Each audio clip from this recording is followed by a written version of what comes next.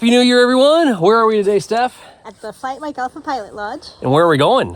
We're going to the Talkeetna Mountain range. And we are going to go airplane skiing and regular skiing. The skiing with the skis and on the plane too. It's gonna be a good day. Clear prop. Buffalo traffic, West Skyhawk 6332 Delta, 5 mile final for runway 4 on the RNAV for fractional approach. Watch the left. Alright, let's try a little mini run up here. Like control check. I never thought about not being able to do a run up. Yeah. Well, with that new plastic, man, it is slippery. Yeah. Alright, y'all good to go back there? Yeah. Cool. Before takeoff checklist complete, here we go. Fly8MA Pilot Lodge traffic. Red and gray Super Cub, departing runway 13, Pilot Lodge.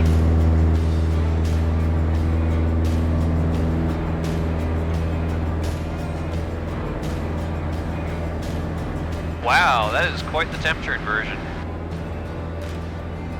It is 12 in the ground and 35 up here. I was wondering why the cylinder heads are so hot. Now November is 3 miles south of Talkeetna landing, westbound, switching over 229.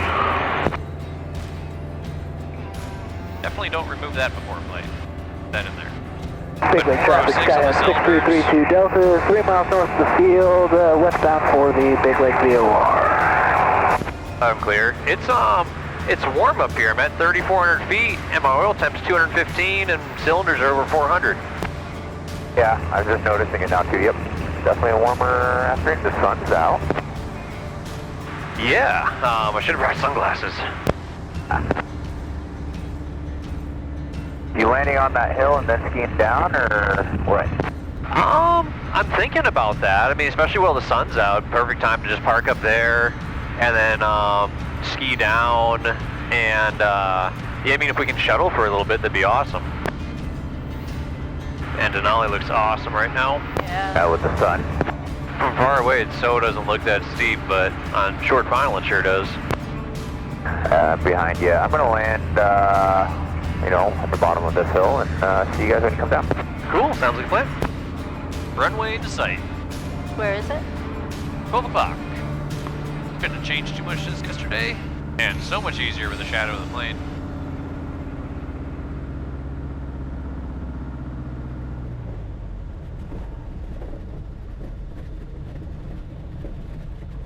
Awesome.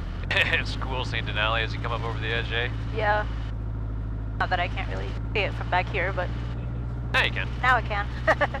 Oh, There's Ishmael. yeah, that's awesome. Alright. Shutdown checklist. Should you inch a little forward, or do you think it's good? Oh, it'll be fine. Better let Good. it freeze in. All good, we'll see you in a couple minutes. See ya. Woohoo! Time to go skiing. Lead the way down.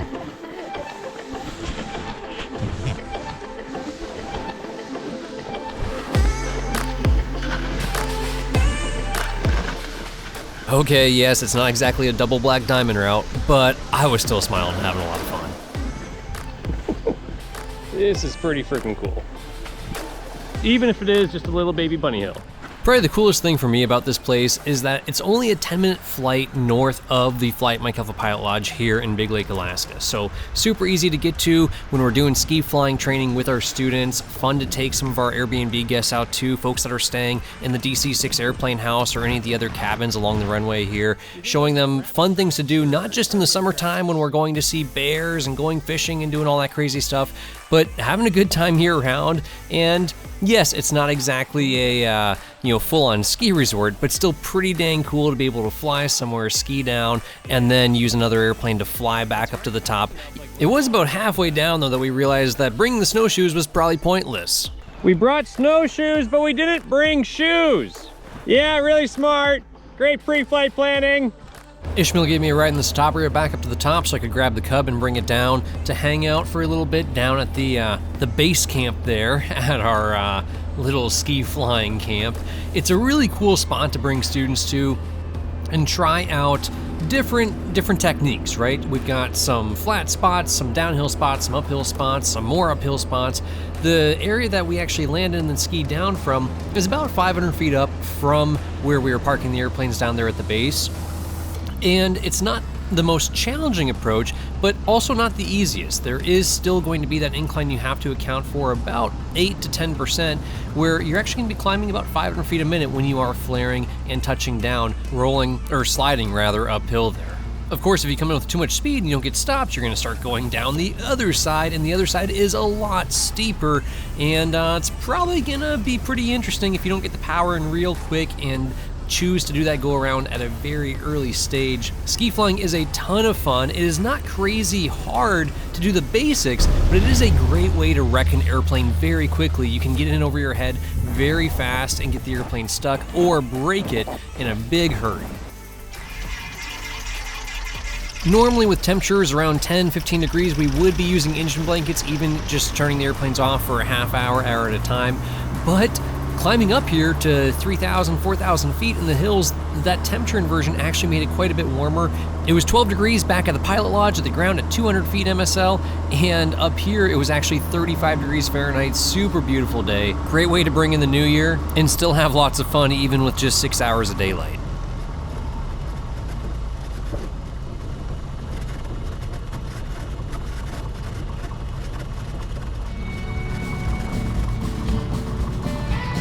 This place is just about 15 miles north of the Fly8MA Pilot Lodge, about 100 miles south of Denali. Looks a lot closer than it really is. Incredible to see that view there. Those two little airplanes sitting on the ground in the snow. 4 people sitting there look awfully tiny compared to a 20,000 foot tall mountain. You can see where the sun's hitting there is already at the 12,000 foot level, and there's 8,000 more feet of mountain above that. Just crazy to think about how massive that structure is. And being able to fly in this area and fly out to Denali on a clear day like that, super awesome. Of course, we tried to make the most of the day and get a few more runs in. It was Steph's turn to go ahead and ski on down. We moved the airplane to a little bit lower spot and a little bit steeper side of that hill there, so you actually could keep going without having to kind of kick sled your way along down the hill. I'd say it's a solid green, baby blue in some spots, but still a really fun run where you can actually go from the top all the way to the bottom, right up to the door of the airplane there. Then it was my turn, and decided to test our relationship and let Steph take the Cub down the hill and let me get a run in there to ski on down to the airplane.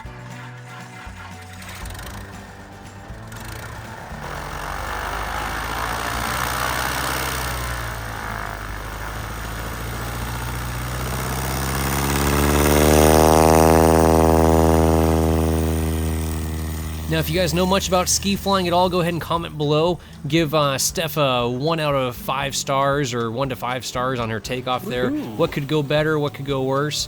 What did she do good? What did she not do good there on that takeoff? And then coming into land here, same thing. If you guys think you know something about ski flying, go ahead and comment below. If you want to know more about ski flying, we do have a full ski flying course online at fly8MAalpha.com. The link is in the description below to that. If you plan to be flying on skis, or if you want to just refresh if it's been a while since you've been on skis, or if you just want to know more about how it works.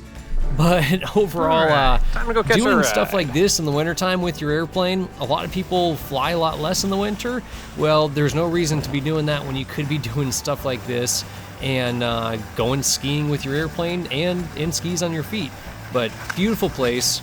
And if you're interested in doing a little bit of ski flying training, go ahead and give us a call. Phone number is on the website. Link is in the description below for that. We do have slots available this winter for ski flying and, of course, off-airport training and mountain flying coming up this summer.